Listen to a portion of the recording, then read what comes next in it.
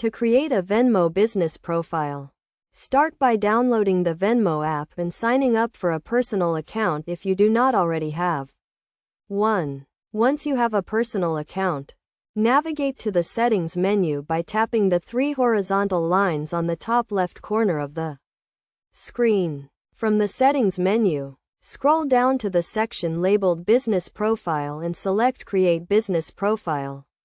You will be prompted to provide some basic information about your business, including the name, category, and description. Make sure the information is accurate and consistent with your business branding.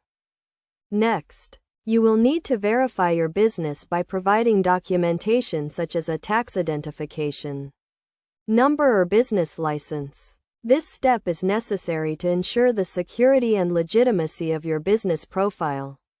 After verifying your business, you can customize your profile by adding a profile picture, cover photo, and contact information. This will help customers recognize and interact with your business.